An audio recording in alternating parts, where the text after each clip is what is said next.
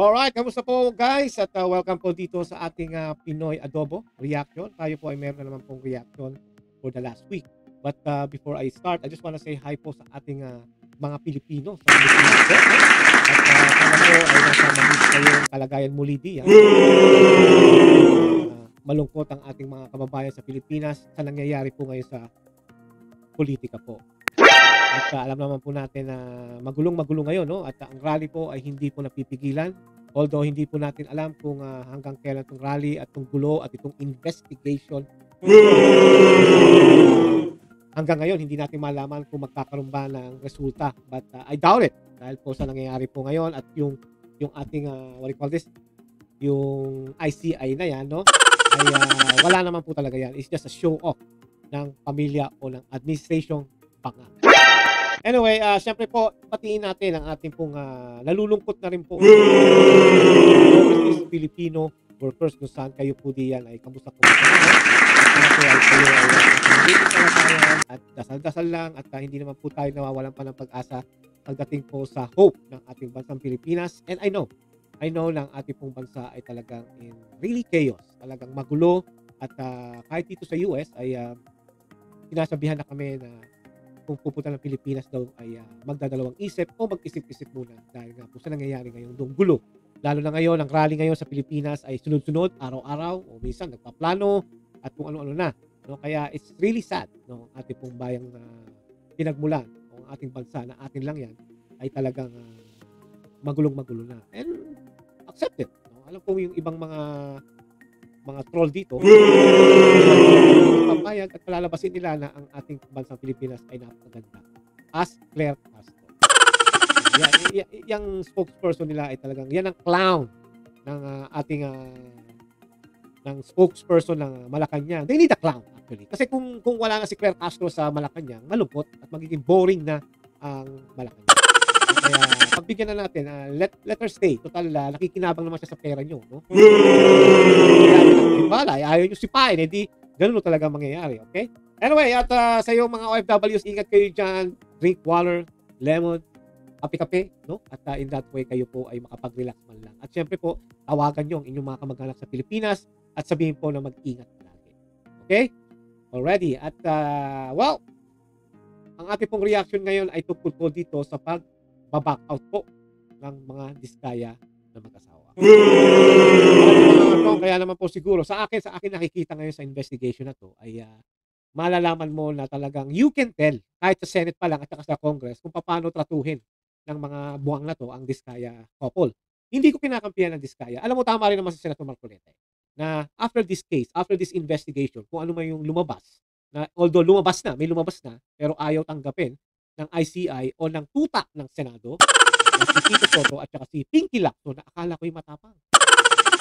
Yung pala wala talagang kwenta. Pero anyway, tayo naman ay nagpo-focus ngayon sa ICI, pero ito ngang Diskaya family ay talagang ayaw nang tumulong o ayaw nang ituloy ang kanilang pagsasalamuha o pagsasalita tungkol po sa nangyayari ngayon. And you have to think the fact na itong dalawang ito ang dahilan kung bakit lumabas ang pangalang Tambaluslos Romualdez at Saldico. Kasi nga po, di ba, kung natatandaan nyo, yung unang-una pa lang ng si Senator Marcoleta ang Blue Ribbon Committee Chairman ay talagang you can tell, nakikita mo yung liwanag, dire-diretso ang investigation. Walang ganun eh.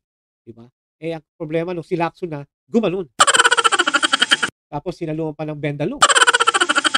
At ng isang dagat. Kaya lalo nagkagulo-gulo. Tapos nandiyan pa yung Aquino. Nakala mo kung sino. At syempre po, hinaluan pa ng change the law. I am the ombudsman, whether you like it or not. Anyway, itong si Diskaya po ay talagang napapansin ko na medyo naaawa naman ako sa kanya. Although talagang dapat talagang pagbayaran nila o ibalik nila yung kanilang kinuha sa gobyerno dahil marami silang mga ghost project, especially daw sa Ilocos Norte.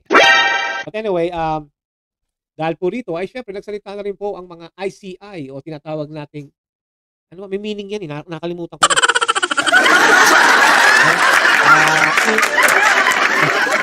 Ewan ko, basta kung may sakto sa inyo sasabihin ko anong ibig sabihin ng iba't nakakatawa, no? But ang akin lang dito ay sila ay nag-quit na at dadalhin na lang daw nila sa korte yung kanilang gagawin, yung sasabihin. Kasi nga napapansin nila na talagang sa ICI daw ay wala silang nakikitang parang pag-asa na sila ay matutulungan para maging star witness. Kaya nagbago ng isip nila at, I guess yun daw siguro advice sa kanilang abogado, ano pa mapapala natin dito kung talagang hindi nila tayo bibigyan ng chance. Kasi nga kung alam niyo rin 'di ba, na marami sa inyo ang, nakakatanda rito na si Senator Marcoleta ay nag-offer or nag-try na mag-apply sa DOJ na para maging star witness itong dalawa. Pero ang problema pinahihirapan ito ng demonyong ombudsman ngayon, 'di ba? Tipong, namimili ng kakasuhan. You can tell naman talaga kay Boying Remulla demonyo na talagang, may pinipili ang kanyang gusto. Kita mo nga naman, hindi pa nga hindi pa nga umiinit yung puwet niya, eh. Yung SAL Enaga de Sara Duterte ang gusto makita, 'di ba? So you can tell talaga kaya yung sinabi niya nung una, this is for the country, this is for the Filipino, that's why I'm here." F you, man. Tapos sabi niya na ito'y para sa bansang Pilipinas, wala akong sinasanto, wala akong kinakampihan. Ulul. Boying Remulla, again, ulul. 'Di ba? Kasi hindi naman totoo. Kita mo yung anak niya, wala pa 3 buwan, nawala na yung kaso nung DOJ siya, nung inappoint siya ni Bangag na siyang DOJ. Kita mo ang nangyari, wala na. O ngayon, ombudsman na, eh di siyempre yung isang DILG secretary, putya, feeling Avenger. Yung pala maggaganon lang sa kalye tapos titigil, hindi naman lulusob. Sayang yung laki mo, men, tanga mo. But anyway, hindi naman natin sila ang pinag-uusapan natin, although sila ang lagi ngayon nasasabit sa usapan, ay talagang nakakalungkot, 'no? Itong dalawang 'to ang nagbigay ng source, kaya ngayon nagkakaroon na ng rally, sila ang dahilan kaya lumabas ang pangalan ng Tambaluslos, Romualdez at Zaldico, which is sabi naman ni ano, nung lalaki, ni Mr. Diskaya na naririnig lang daw nila sa mga binibigyan nila ng mali-maliitang pera ang pangalang Romualdez at saka Zaldico, 'di ba? Anyway, bago tayo magpatuloy at, gusto ko papakita muna natin 'no, care of UNTV, salamat UNTV na kung saan ay, binalita nila ang pag-atras ng dalawang diskaya. Here we go. Na makikipagtulungan sa investigasyon ng Independent Commission for Infrastructure ICI ang kontratistang sina Sara at Curly Diskaya na inilawit sa flood control scandal. Ito ang giniit ni ICI Executive Director Brian Hosaka matapos ang pagdinig ng komisyon na hindi bukas publiko ngayong Miyerkules, October 15. Iwas media ang mag-asawa. Si Sara sa backdoor entrance pa dumaan nang dumating sa headquarters ng ICI, habang sa likod din ng gusali idinaan ng mga otoridad si Curly matapos dumalo ng hearing. Curly pala pangalan. Akala ko Curry, eh. Maging ang abogado ng mag-asawa tumangging magsalita. Sir, ba't pabalik-balik ng mga diskaya, sir? Sir, no comment. Ayon kay Hosaka, iginiit ng mga diskaya ang kanilang right against self-incrimination. Aniya, akala raw kasi ng mag-asawa makukonsidera silang state witness kapag tumulong sa investigasyon. Actually, in-apply na 'to ni, Senator Marcoleta, nabanggit ko po kanina. Pero ang nakakatawa dito 'no, itong ICI, ano bang power talaga ng mga hinayupak na 'to, 'di ba? The President, Bangag, was the one who parang sinet up nila, 'di ba? Anong power nila? They just there to what? To cover up? Kasi isipin mo mabuti, kung talagang itong ICI na 'to ay concerned talaga sa nangyayari ngayon sa ating, ghost project sa Pilipinas at saka yung mga kurakutan ng mga congressmen at saka sabi may senator at siyempre kung numero 1 na diyan ang Bangag. Pero ibig sabihin, bakit nila tinatago yung investigation? Bakit nila closed door, 'di ba? Kasi may nagsabi, mga chong, na ito raw kasi fini-filter nila. May nagsasabi na pinipili lang nila yung dapat nilang marinig. Hindi yung talagang all the way tayo, salita tayo. Kaya yung sinasabi ni Bangag na, itong committee na 'to, this is free, open for everyone, everybody, at kung sino dapat imbestigahan, imbestigahan. Alam niyo kasi nakakatawa dito, hindi dapat 'to ginawa. Unang-una, meron naman ng DOJ diyan. Pangalawa, may ombudsman na, 'di ba? So, meron na namang yung mga buhaya ng, Kongreso nag-iimbestiga na rin, although hindi naman kapani-paniwala ang mga hayop na 'yon. Kaya yung Senate talaga ang magandang pakinggan, ang Senate Blue Ribbon Committee, kung saan nung una sana si Senator Marcoleta pa, pero nung pumalit si Pinky ay, medyo nagkadedo-dedo na, kaya yung isa ay nagbendalo pa magsalita. 'Di ba? Yun lang ang gusto sabihin ko, eh, 'di ba? Ang akin lang naman kasi maganda na sana yung takbo na sa Senate hearing, pero talagang ginive up pa at, wala ka ng ano, eh, wala ka ng ibang, parang next, Senate hearing, wala na, eh. Kahit si Senator Marcoleta hindi na rin daw niya alam kung kailan ang susunod na hearing tungkol po rito sa ghost project na 'to at saka sa mga scam sa Bulacan, sa Ilocos Norte, sa Maynila. So, wala na. no? At inaasa na lang nila lahat sa ICI dito sa mga hinayupak na 'to na talagang ang credibility nila ay talagang you can tell, itong gagawang 'to, bata ni Bersamin yan, eh. Tapos si Azurin, may nakapending pang kaso do'n. These are all bullshit, talagang aminin natin these are all bullshit. Talagang gusto ipakita ni Bangag na kunwari ay sila ay nag-i-investigate. Kaya dapat ito, ang nag-iimbestiga nito dapat ay, yun nga, unfortunately, Ombudsman, DOJ, at dapat Supreme Court na. Itong mga 'to, wala. Biro mo nung tinatawag nila si Tamba, nakatawa pa nung umalis. But anyway, darating po tayo diyan. Ang akin lang naman po kasi ay talagang, it's really, really funny, and it's like Claire Castro. It's really clown when it comes to ICI, okay? ICI, ano ba yan? Pinuna rin daw ng mga Diskaya ang panayam ng isa sa mga ICI commissioner. I believe that they said that there was a statement by Commissioner Singson regarding his own personal take, yung sa kanyang opinion na as of now, he sees no witness or no person who may be recommended by the commission as state witness. However, I believe, and I saw the interview, that he qualified that as his own and not by the commission. Ayon sa ICI, bagaman sakop ng kanilang mandato ang pagrekomenda ng state witness, masyado pang maaga para sa hakbang na ito. Sabi ng komisyon, kailangang timbangin ng maayos ang ebidensya, lalo na't ang isa sa mga basihan para maging state witness ay ang mga taong not the most guilty sa pangungurakot. Tingin ni Hosaka, hindi naman maapektuhan ang takbo ng investigasyon sa pagtalikod ng mga Diskaya.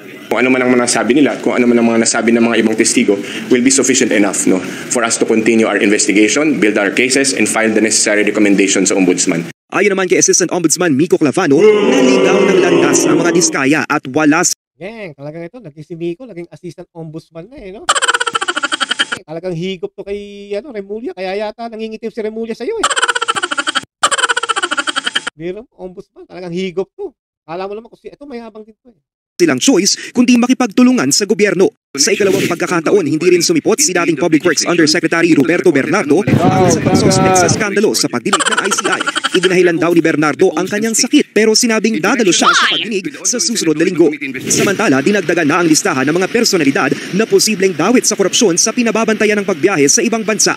Yan ay matapos aprubahan ng Justice Department ang bagong request ng ICI na isailalim sa Lookout Bulletin Order ang 16 pang mga tao. Kabilang dyan si dating Caloocan Representative Mitch Cagayon Uy na iginawit sa milyon-milyong budget insertions at si Art Atayde ang Quezon City Representative. Kita mo yan, yan yung tatay ni Atayde, na asawa ni Mendoza sa Itbulaga.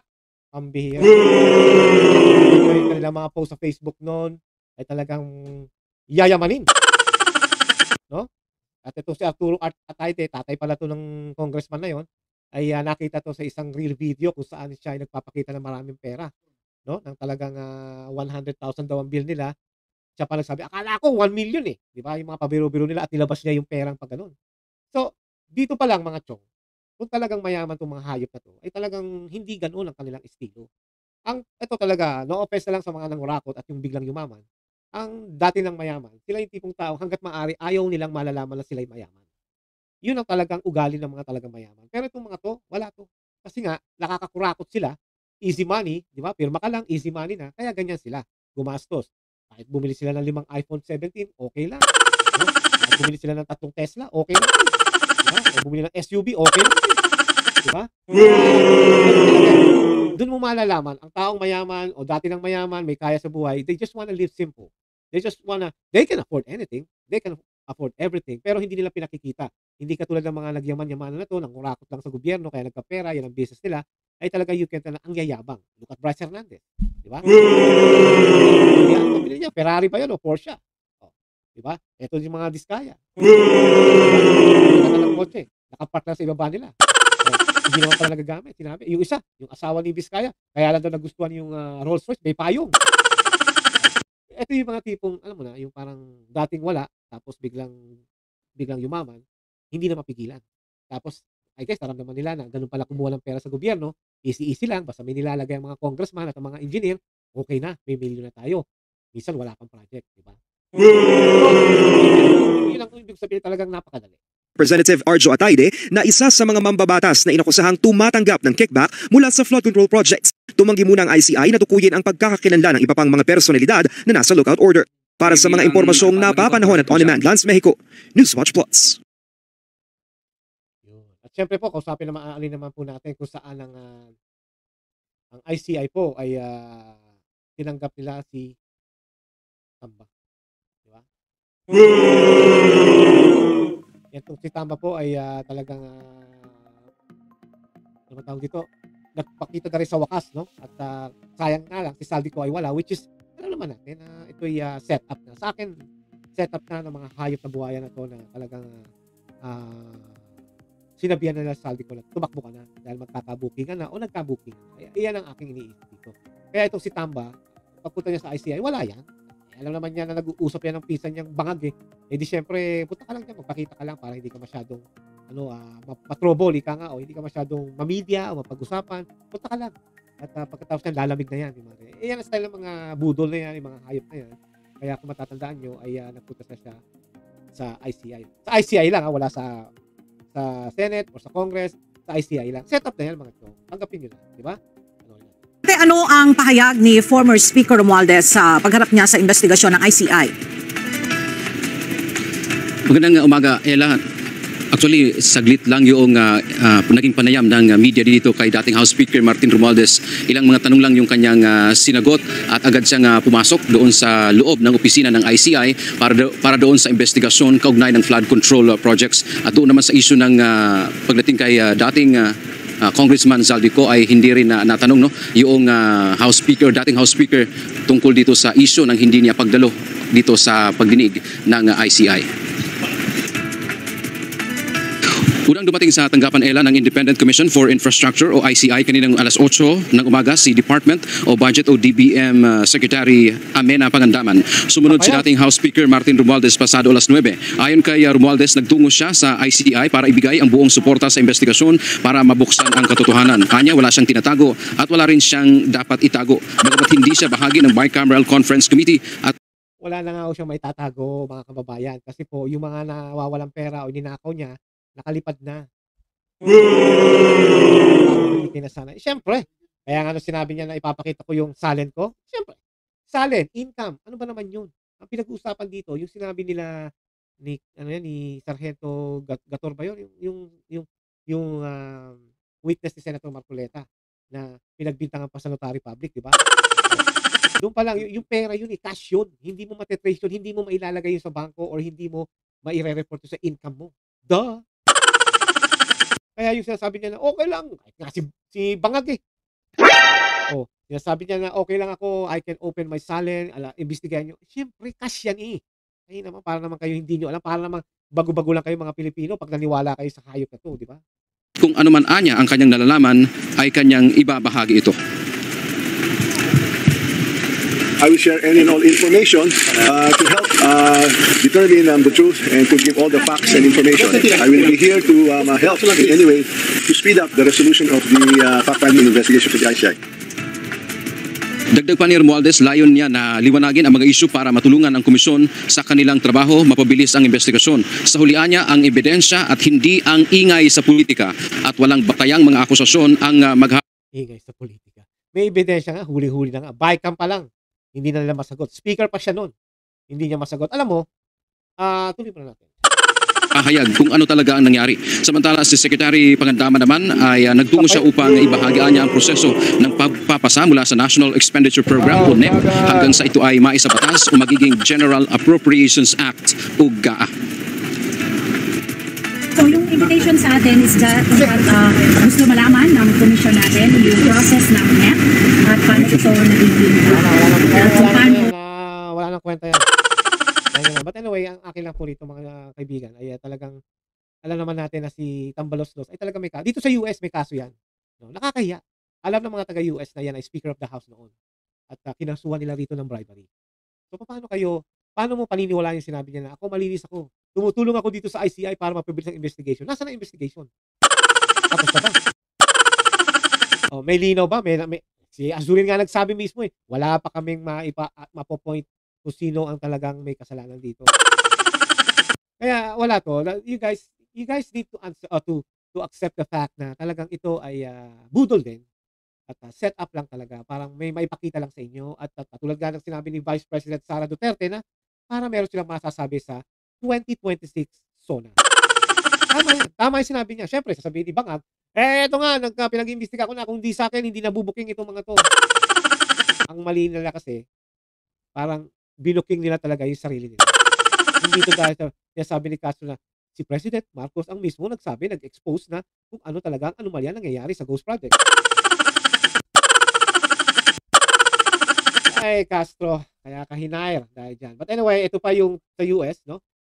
Allegedly, kung saan ay kalat na rin sa buong mundo. Panoorin natin. The lavish lifestyle by Philippine House Speaker Martin Romualdez have surfaced, according to Billionario News Channel. Reports say Romualdez purchased 2 private jets, a Gulfstream G150 priced at around $8 million, or about 500 million pesos, and a Gulfstream G550 worth up to $35 million, roughly 2.6 billion pesos. Both jets were reportedly bought from business tycoon Lucio Tan and are said to still be kept inside Tan's private hangar. Reports also claim he owns 2 helicopters, a Bell 429 Global Ranger valued at around $7 million, and a Eurocopter EC-145 worth about $5 million, roughly 290 million pesos. And his car collection is just as elite. Rolls-Royce Phantom, $450,000. Mercedes Maybach S-Class, $200,000. Range Rover S-Fato Biography, $220,000. These vehicles, along with the jets and chopper, have fueled ongoing speculation about the speaker's luxurious lifestyle. Yun ang nangyayari mga chong. At kung talagang kaya niya ma-afford yung mga pinakita ng CNN na yon o si Cooper, ay ipakita niya yung talagang income niya, yung mga business niya, if that can be enough to buy these helicopters and then jet, yung mga kotse, I don't know, it's not, for me, ang mga kotse parang, hindi sila yung talagang, although mamahalin din sila, pero yung mga jet ba, yung gano'n, tapos ang balita raw, itong si Tamba ay may mga stock sa Osaka, yung mga gano'n marami, pa sa GMA daw, balita, meron din stock yan, at yung Inquirer, something like that. So, those are the questionable na hindi talaga tinutuloy na itanong ng mga journalist o mga reporter. Alam niyo kasi ang nakakatakot, ang nakakalungkot, ay mismo yung journalist natin ay wala talagang sapat o tapang na ipinakikita na talagang yung tanong nila ay talagang all the way. Parang kontrolado na rin ang mga tanong. Parang pag nagtanong ka ng totoo, parang gurgur ka. Di ba? Kaya ang akin lang naman po mga chong ay paano sila? Ito talaga ang tunay ng mga suspect. Ito ang tunay ng mga suspect. Kasama ang asawa, kasama pa yung mga nakapaligid sa kanila. Tama. Huwag na tayong parang magtanga-tangahan.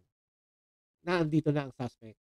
Huli na talaga to. Para sa akin, they're all huli na. Ang kailangan na lang talaga nila ay yung mga witnesses ay magsalita ng diretso na sino ang mastermind. Ito na yan. Wala na tayong, huwag na natin paikutin pa.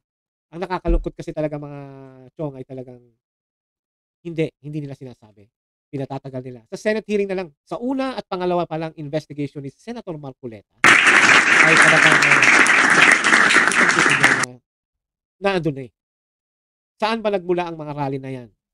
Sa mga Diskaya, kung saan sinabi nila na naririnig nila ang pangalang Romualdez at saka Saldico. At ngayon nagtuloy-tuloy na. Yun nga lang, ang ginagawa ngayon ng mga iba, malamang, nilalaglag na nila si Saldico. Kasi they must have at least one na tao na talagang main guy dito kung saan nanggagaling yung pinaka-mastermind. But you have to think the fact, guys, na paano makakakilos si Saldico without the speaker noon? Kung saan si Romualdez mismo ang speaker of the house, kung paano nila magagawa yun. Sabi nga dito, hindi raw kasama si former speaker sa BICAM. Siyempre, planado na rin yan Pwede na sabihin, sige, approvehan ko yan, basta usama yung pangalan ko. Alam mo, ang hirap kasi, hindi naman lahat tayo mga Pilipino ay nakapasok sa politika. At least tayo po, ang inyong lingkod, kahit pa paano, alam natin yan dahil nakikita mo yan sa local government. And what is the local government? They're all the same also with the national government. Papeles lang yan. Pwesto lang yan. But the thing is, pareho rin yan. Basically, pareho rin yan. Kaya ang akin lang masasabi dito ay, these are all set up. Kasi mga kababayan ko, kung talagang concern si Bangag para masolve itong problema na to, he has the confidential fund. Doon pala sa confidential fund, na balita ko, inubos na lang. Nakikita mo na Malalaman na nila, you have money to spend para malaman mo sino itong mga hayop ito. Kung talaga concern ang Marcos sa Pilipino at sa pera. Hindi nga Dahil sila mismo ang nagnanakaw nito. Diba? May nangyari na ba sa Marcos administration? Wala. Kung matatandaan nyo, bakit malakas ang loob banata ni Sara Duterte si Castro ng dating congresswoman ng ACT, yung ACT teacher. Diba? Diba? convicted pa. Bakit malakas ang loob ni Sara Duterte sabihin na siya ay kasama ng NPA? Yang si Castro. Kung hindi totoo yan, di sana nag-file si Castro sa korte na kasinungalingan siya sabi ni Sara. Bakit hindi? Totoo kasi. Dahil meron time na yun, may confidential fund pa si Sara, meron silang proof at meron silang pinalakad, pinaimbestiga na sino ba ito talagang kaso nito at sino yung mga counter nito, yung mga affiliates. At alam ni Sara Duterte na ito ay NPA legit. So, sa dami ng confidential fund ni Bangag, bakit hindi niya magamit yon para ipaimbestiga or kahit man lang yung confidential fund, ipakuha niya sa ibang bansa si Saldico? Kung totoo talaga siyang gusto niya masolve yung problema na ito. Eh, ang problema hindi nga eh. Diba? Eh, hindi niya talaga gusto mangyari at masolve ang problema. Dahil sa kanya ang baksak nito. Kaya iniikot-ikot lang tayo ng Malacanang kung ano talaga ang nangyayari. Ang ICI na yan, that's bullshit. Wala na po tayo magagawa. Huwag kayong umasa diyan. Diba? It's hopeless. Dahil po, kung talagang meron talaga silang gustong pasuhan, andyan na yung sinatawag nilang star witness. Yan na yan. Dahil nga, isipin nyo na lang mabuti. Paano makakalusot yung budget na yan? At yung mastermind nila, si Bangag. Oh, yung sinasabi ni Bangag na tinitingnan niya raw ng economy team niya na yung tungkol sa budget, sa mga papel. 4,000 pages, babasahin niya yun? Tulog pwede ba? Matutulog ng 3 araw pagkatapos suminghot. Sasabihin mo, magbabasa ka? Anyway, ito po yung mga katotohanan nangyayari sa ating gobyerno. And it's so sad. Hanggang ngayon, baliwala sa inyo mga Pilipino. Wala tayong magagawa ito. Sabi nga ni Mama Harley kaya, magagawa ko? Yung mga Pilipino mismo ayaw kumilos. That's how it is. The only thing we can do here is now is what? Pray? Nasa Diyos ang awa na sa atin ang gawa. Diba? May mga tao na nag-i-start na mag-rally para sipain ang Bangag na yan. Pero hindi at kulang ang nangyayari. Congressman Kiko Barsaga. Diba? Parang tumutulong siya na sipain si Bangag, si Tambaloslos. No? What's going on? Ang mga Gen Z. Diba? Palakpakan na. Sa sinabi nga ni Batang Jeno, which is ako rin naman yun. Kasi saan, mapapanood yung mamayang gabi si Batang Jeno. Ay talagang parang may kanya-kanya ng agenda ang mga rally ngayon. Hindi pa nagkakaisa Pilipino. Pag hindi po ginawa ng tao na magkaisa ang mga Pilipino, wala akong mangyayari. Mag-suffer kayo hanggang sa abang nandiyan ang mga Bangag. Diba? Kaya nga nila pinababaksak si Sara Duterte. Because they cannot beat our Inday Duterte. Nobody, for now, as of now, can beat that Sara Duterte. And they're trying their best. May napanood ako sa news at saka sa real video na talagang ang budget para nila basagin ng Duterte at pabaksakin, 3 trillion. Biro mo yun? 3 trillion para lang sa budget na pabaksakin sila. Can you imagine that? They're using your money, kayong mga Pilipino na nagbabayad ng tax, para pabaksakin ng isang tao na wala namang ginagawa. Diba? Walang ginagawang katarantaduhan, kundi sila lang din. Sila Marcos Jr., Tambaloslos, ang asawa, at kung sino-sino pa. It's so hard and it's so sad. Kaya mga chong, ang aking lang masasabi po sa inyo, I just hope na tayo mga Pilipino ay magkaisa na talaga. There's no way na masusolve yung problema na to. Ang Senado, hawak sa leg ni Tambaya, si Tuta Soto, wala. Diba? Katabi niya pa, si Bedalo. So, all I can say is, we need to be united talaga. Yung totoong united, iba-ibang kulay, fine. Magkaisa, sipain ang Bangag. But the problem is, ang dilawan mismo. Dilawan Bangag to go. Kasi pag si Sara nakaupo, paktay na naman sila. Kaya ako, bumilib kay bossing Ado Paglinawan. No? Idol ko yan, Ado Paglinawan! Dahil si Sir Ado po, sinabi niya yan sa isang vlog niya sa GTNR. Sara Duterte is the insurance natin kapag kumalpak si Bangag. Eh, palpak na, wala na talaga control. Talagang bobo na talaga. Ngayon, people are trying to put Sara Duterte to lead kasi nga ang presidente, wala na. Bigyan mo lang ng pulburon yan, ayos na. Ang conclusion ko rito, we need to be vigilant. We need to make sure na sa mga napakikita natin sa mga social media, katulad dito, mag-research kayo mabuti before you react. Marami kasi sa Facebook magsalita lang isa, kahit sikat na vlogger or what, naniniwala agad. Hindi pa lang sila mag-research.